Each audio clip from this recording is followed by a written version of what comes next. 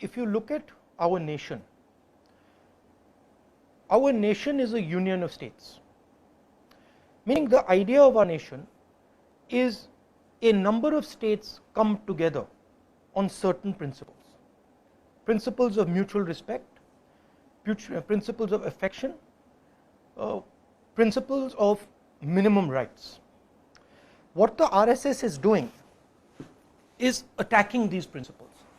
So the RSS is essentially saying that we want to redefine the Indian nation, and in doing so they are disrespecting aspirations of many of our people.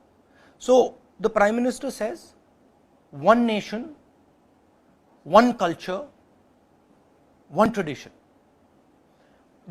Does he mean that Tamil is not a culture? Does he mean Tamil is not a language? Does he mean the Tamils don't have a history?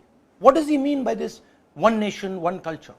This is many cultures, many histories, many languages, many religions. So this is an assault on the very idea of our country. And so that's the first thing we're defending here, which is that you cannot disrespect the Tamil people. The Tamil people are part of India and they are to be treated with respect and affection. Second part is, I see that Tamil Nadu has a huge potential. If I look at our country and I say to myself, okay, what is our biggest problem? Immediately the biggest problem comes out, it's jobs. What is the only way to solve the job problem? Manufacturing. Who understands manufacturing in India?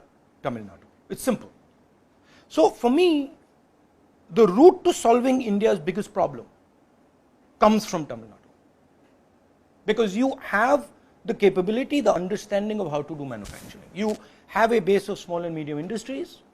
You have the ability to translate that into manufacturing units.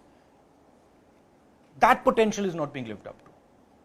So the Chief Minister, unfortunately, because of his past, is controlled by the Prime Minister. The Prime Minister feels that just because he has ED, he has CBI, he can control Tamil Nadu. So we want to break this idea. We want to break the idea that the Prime Minister of India should run Tamil Nadu like his personal fiefdom. This is not anybody's personal fiefdom. This state belongs to the Tamil people. It belongs to their aspirations, it belongs to their history, their tradition. And it has to be run by someone who respects that tradition and somebody who is independent and is not trapped because of his past, is not trapped because he's been corrupt and Narendra Modi happens to control CBI and ED.